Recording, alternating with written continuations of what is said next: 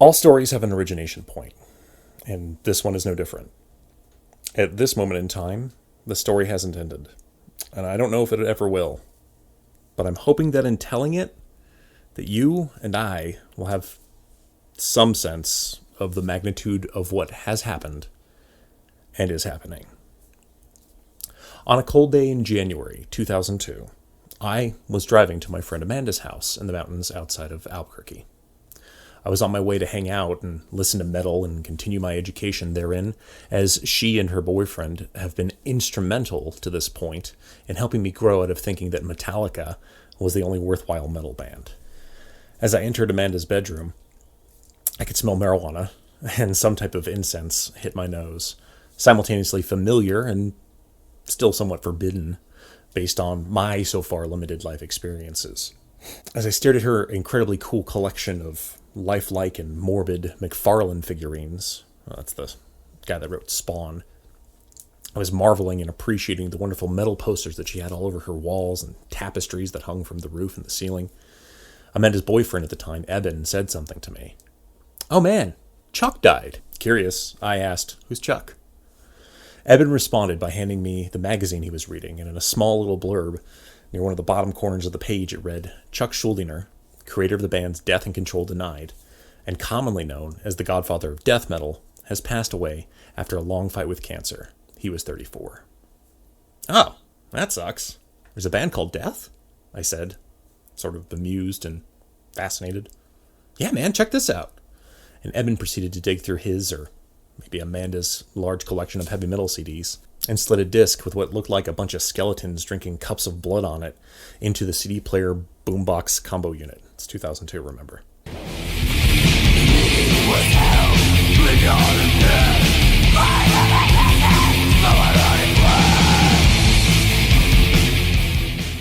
After sitting still and trying very hard to appreciate what I was hearing, I said, "Whoa, that's incredibly intense. I don't think I like it, man. I appreciate you showing it to me, but I don't think it's for me." Evan scoffed and retorted, "Whatever, Morgan. Someday, you'll listen to true heavy metal. Here's something you might enjoy more." I don't recall what he put on next, but I had no further interactions with the band Death or Chuck Schuldiner or anything else related to the band until 2006, when one fateful night, during some early days of YouTube browsing, I was recommended a song called Spirit Crusher.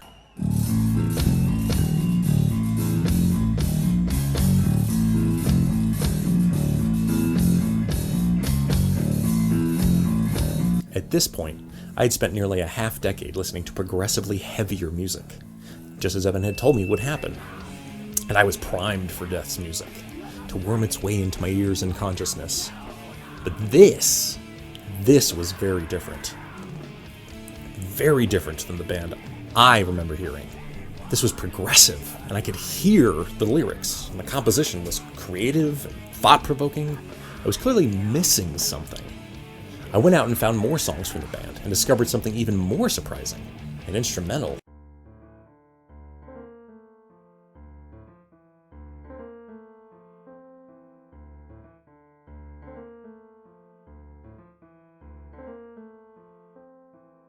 After fully consuming what would turn out to be the band's last album, I thought, this is the band Death?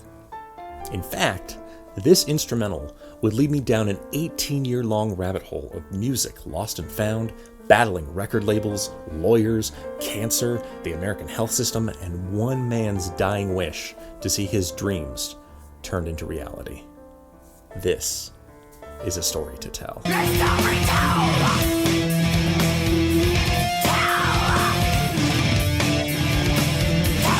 Part 1. The Moment of Clarity. To anyone who knows me personally, I have been a huge fan of Death for nearly 20 years now, and along that journey have only become ever more passionate about what motivated and moved me in listening to their music. The story behind the band, and the man at the center of it, has only drawn me ever closer to seeing a vision of something that few people have taken the time to look at and appreciate. The compromises the band's leader and sole consistent member would have to make in his quest to hear a portion of what would end up being his last 2 released albums.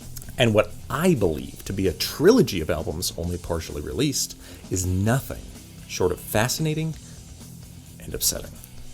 Death, and specifically their creator, Chuck Schuldiner, are very unique.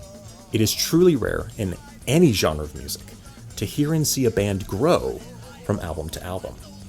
But specifically within the genre Chuck helped grow, death metal is a rare thing indeed to move away from once you've started. As I dug deeper into the history of the band and read more interviews, I came to find that Chuck only ever wanted Death to be considered as a metal band. Sure, they talked about darker, death-related themes in the first couple albums, but very quickly they were onto topics like living underground on distant planets for survival, the pain of a human's emotions and how each individual deals with them, and to provide sympathy for that experience. Or even the gifts of memories and their impact upon our lives. Clearly, there is someone here who thinks about much more than killing zombies or worrying about an open casket and its contents. This is someone who constantly challenged themselves to become a better musician, a better lyricist, and a better person. As I continued to read and watch more interviews, I saw a deeply thoughtful and surprisingly quiet-spoken person who was unafraid to speak their mind and stand up for those without voice. It is here that I saw kinship in someone who loved a genre so very passionately, but whose personality divested itself of the trappings of the genre. To the point that there is a famous interview of Chuck on MTV wearing a white t-shirt with 5 cats on it, where he expounded upon his love of animals, a good barbecue, and spending time with friends. Chuck, a lot of people credit you with starting the death metal scene, death metal genre. What do you think when they say that? Well, it's definitely flattering, but I really can't consider myself to have started it. I think bands like Venom. It is with that same candor that he very shortly thereafter spoke of his distaste of his own singing voice, and that he only ever wanted to be a guitarist. It is by happenstance, and hard work in my opinion, that Death, with Chuck as the vocalist, became popular. And the style in which he was forced to sing stayed in a very specific modality. As early as 1993, Chuck was already speaking to interviewers about wanting to have the lyrics he wrote sung by a more talented and clean-spoken singer. Names like Ronnie James Dio, Rob Halford, and Laurel Dane were thrown about in fans' imaginations, including mine, ran rampant at the idea of hearing Chuck's lyrics being sung with such clarity and power. For my part, I was intrigued with the idea that someone who created a band would openly state and agree passionately with their fans that the least favorite part of their music is their own voice. What would possess someone to write 7 albums all featuring their own iconic, guttural and wailing screams, only to disavow a full 20% of its contents for years? I had to know more. So I very quickly did some internet searching and found that Chuck had started another band only 2 years before he died. Intrigued, I read on. The band was called Control Denied, and the only album released was called The Fragile Art of Existence. Wow, that's pretty heavy. The guy obviously must have been thinking about his own mortality or something when he was writing it. No, it was much worse.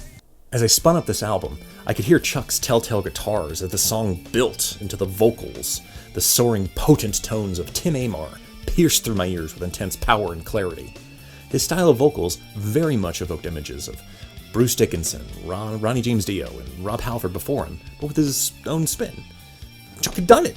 The guitars were as intricate and beautiful and potent as ever, the drums and bass thrumming and complex, but the vocals could be clearly and directly heard as Chuck had always wanted. The music and lyrics grew on themes that had occupied the last 3 Death albums, but in a new and different direction that was both haunting and powerful. This was quite different from the Death albums I had now steeped myself in, but it was wonderful in its own right. A true and classic progressive metal album, worthy of any of the rest of Death and Chuck's catalog. A truly touching last album before Chuck's untimely passing. It would have been great to hear some more material from that specific band. So I decided, well, let me see if there's anything else they did.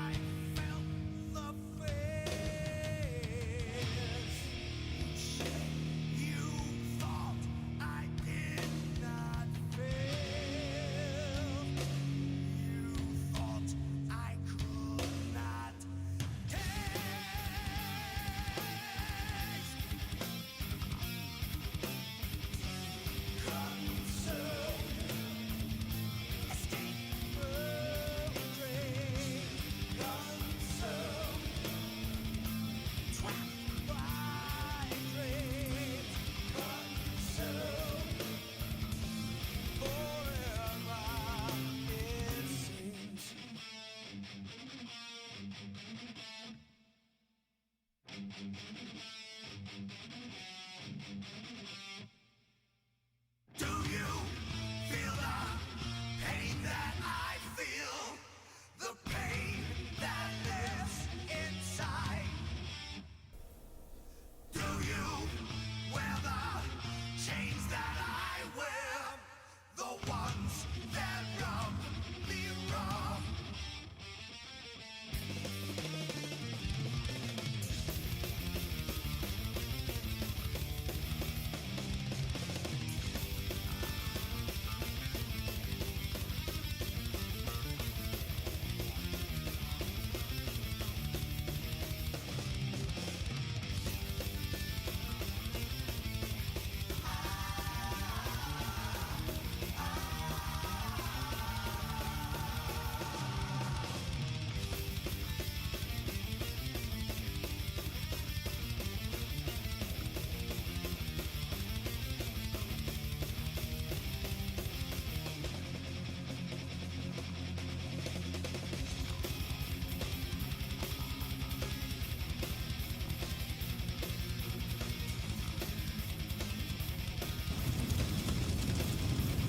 Keep the metal faith alive. Hey people, James here. For those of you tentatively waiting for the next Control Denied album, When Man and Machine Collide, I've got some bad news for you. Don't take my word about the releasing of the Control Denied album, the second Control Denied album. Do you have any news on that?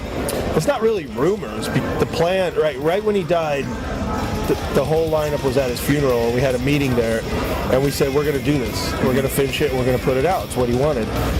But man, we ran into so many problems. It was never just one problem. It was just a combination. There was, you know, the legal issues with the company, the digital machine that he used was kept from the band for a while, and then when it was finally, you know, given to the band, it was corrupted. So then we had to extract the information through some digital code and convert it, and then it's one thing after another. You know, it's been so long since that music has been played, and we have to relearn it.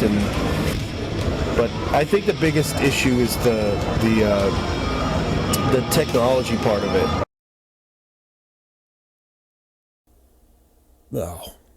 Oh, fuck. Let's not return!